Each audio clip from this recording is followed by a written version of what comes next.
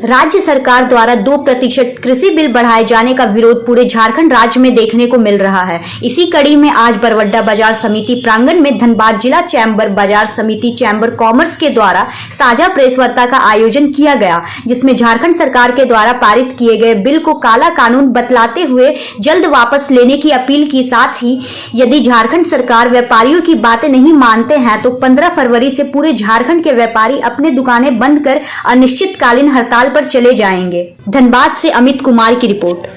देखिए, ये जो कृषि कानून वाला जो मामला आया है, ये तो मुझे लगता है कि सरकार की जो मंशा कर उगाही की है, ऐसी कोई मंशा नहीं है उनकी मंशा प्योर भयावह की है। ये 2% का टैक्स कहला रहा है, सरकार की मंशा 200% टैक्स लेने की हो रही है। यानी भ्रष्टाचार को बढ़ावा मिलेगा, इंस्पेक्टर राज को बढ़ावा मिलेगा और हर मोड़ पर हर कदम पर जो है 2 इंस्पेक्टर खड़े मिलेंगे और धनबाद की जनता हो या पूरे राज्य की जनता हो, ये अनाज के लिए त्राहिमाम कर जाएगी। सबसे दुख वाली बात यह है कि ऐसी सरकार जो अपने आप को गरीबों की सरकार कहती है, उसने माछ भात पर और चोखा भात पर भी अंकुश लगा दिया है। लगता है कि देश राज्य की जनता जो है उसे खाने से जो है पूरी तरह विमुख कर दिया जाएगा और शायद सरकार को ये अंदाज नहीं है, सरकार का ये प्रयास, उसकी मंशा क्या है वो तो अच्छी नहीं है, लेकिन राज्य की जनता जो है वो शायद भुखमरी के कगार पर आने के कारण, महंगाई के कारण, व्यापार निरस्त हो जाने के कारण कहीं पूरे रोड पर ना आ जावे और मालूम पड़े कि झारखंड के अंदर में सब कुछ मिल रहा है, केवल अनाज नहीं मिल रहा है। अगर सरकार जो है इस मुद्दे पर अपनी काली मंशा को हटाएगी नहीं, खत्म नहीं करती है, तो मेरा मानना हमारे तमाम व्यापारियों से होगा। अगर सरकार अपने आप में ऐसा कानून, काला कानून लागू करती है तो उस कानून के विरोध में अनिश्चित काल के लिए व्यापार को बंद कर दिया जाए। मुख्यमंत्री जी, कृषि मंत्री जी राज्य की जनता का पेट भरेंगे और जैसा उनको समझ में आएगा वो करेंगे। जनता अपना जवाब खुद देगी। ये सवाल हमारा नहीं है। 2% टैक्स हमें बाजार से मिल जाएगा, लेकिन भयादोहन जो है, आज सरकार ब्यूरोक्रेट के ऊपर चल रही है। सरकार के पास में अपना कोई विजन नहीं है, अपना कोई जानकारी नहीं है। जो ब्यूरोक्रेट समझाते हैं सरकार लागू कर देती है। कोई भी कानून लगाने के पहले, इस कानून के लागू होने के बाद किसी कृषि संगठनों ने, किसी बाजार समितियों ने, कोई किसान बंधुओं ने इसका समर्थन नहीं किया है। इससे शर्म की बात और क्या हो सकती है?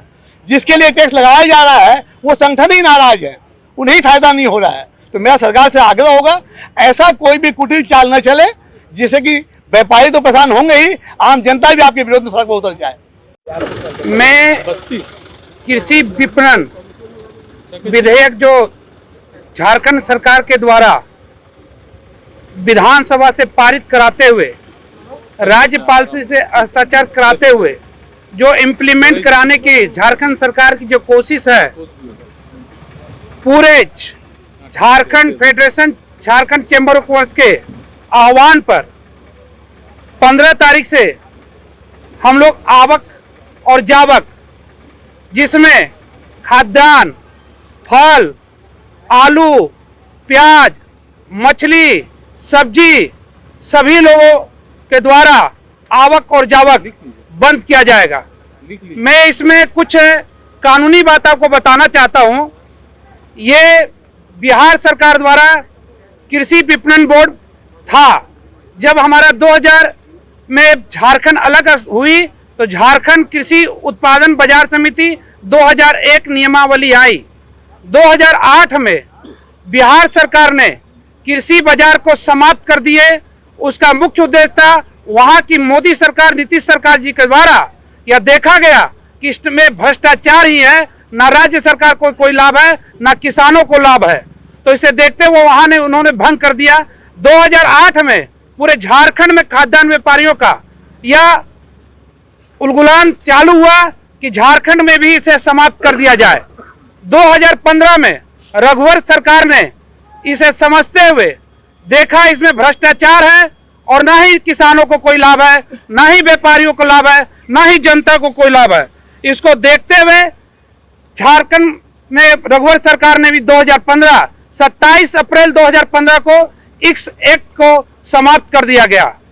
पुनः 2022 24 दिसंबर 2022 को पुनः झारखंड सरकार, कांग्रेस और झारखंड मुक्ति मोर्चा की सरकार इस एक्ट को वापस लेकर के आई।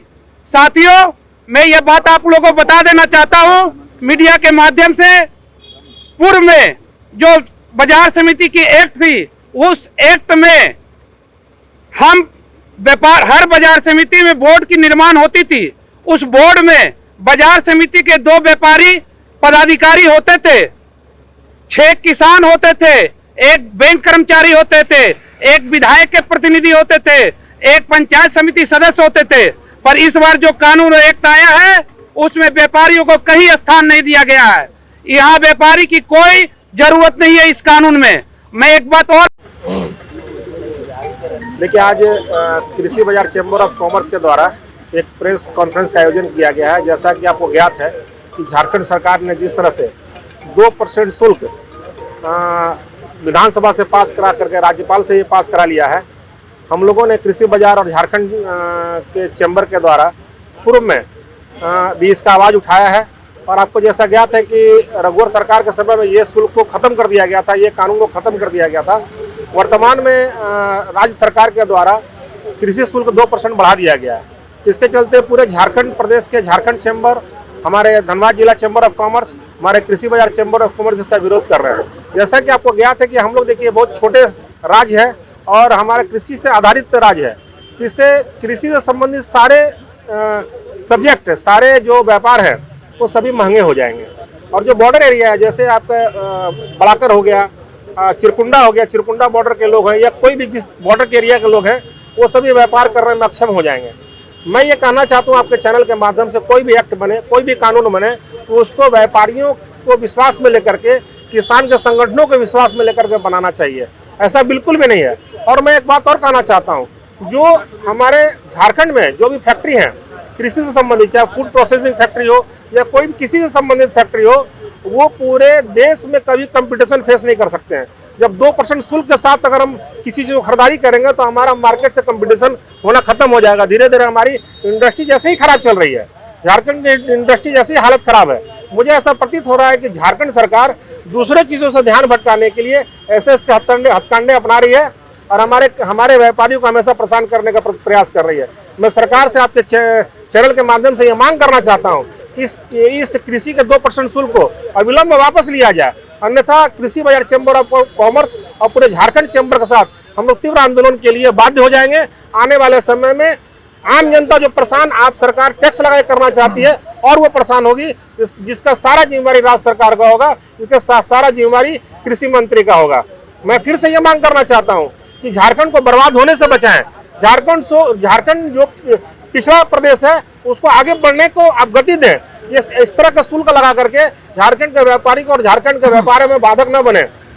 ये जो प्रेस कॉन्फ्रेंस बुलाई गई है बाजार समिति चैम्बर ऑफ कॉमर्स के द्वारा और धनबाद जिला खाद्यान्न व्यवसायी संघ जो है बाजार समिति प्रांगण में, पहले बाजार समिति पे टैक्स था और रघुवर सरकार ने उसको ख़त्म कर दिया था, लेकिन पुनः जो है ये टैक्स फिर से लगा दी गई है। ये व्यापारी हम लोग इसका यही विरोध कर रहे हैं और बाजार समिति चैम्बर के इस आंदोलन में पूरा जिला का एक एक चैम्बर साथ में है और एक एक व्यवसायी साथ में है। आज खाद्यान्न व्यवसायियों को परेशानी हुई है तो ऐसा नहीं है, वो किसी भी ट्रेड के व्यापारी हों, इनकी समस्या के साथ हम लोग कंधा से कंधा मिला करके इनकी लड़ाई को लड़ने के लिए तैयार हैं। और जहाँ तक ये है कि देखिए, एक सरकार ने हटा दिया और दूसरी सरकार ला रही है, ये हमको समझ में नहीं आता है कि एक सरकार ने कि क्या सोच करके हटाया था, जरूर जनहित में हटाया था। अभी क्या ये जन विरोधी कार्य करने के लिए टैक्स फिर लगा रहे हैं? क्योंकि अनाज एक ऐसा वस्तु है जो हर एक व्यक्ति की जरूरत है, वो गरीब हो या अमीर हो। और अगर बगल के आप देखिए, धनबाद बॉर्डरिंग है बंगाल का, बगल में आप कोडरमा जिला देखिएगा तो बिहार का बॉर्डरिंग है, उधर चतरा डाल्टनगंज देखिएगा तो उधर बिहार का, और कुछ पोर्शन आपको उड़ीसा का भी बॉर्डरिंग है। तो हर एक बॉर्डर के वाले जो जिले हैं वहाँ पे तो हमारे व्यापारी बैठे रह जाएंगे और जो दूसरे लोग जो है कि दूसरे स्टेट से बाजार सामान खरीद करके ले आएंगे, हमारा चीज़ महंगा हो जाएगा।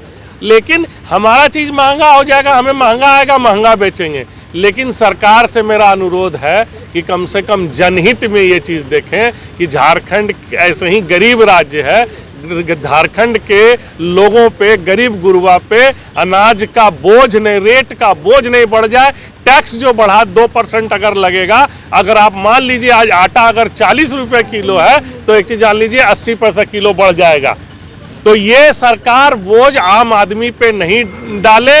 और मेरा आग्रह होगा सरकार से कि ये झारखंड चैम्बर के साथ और पूरे खाद्यान्न व्यवसायियों के साथ एक बैठक आयोजित करके इस समस्या का निराकरण करे, ताकि अगर 15 तारीख से जो इन लोगों ने हड़ताल की घोषणा की है, ये सरकार की जवाबदेही हो जाएगी। क्योंकि अगर अनाज ऐसा चीज़ है कि अगर जो है हड़ताल हो जाएगी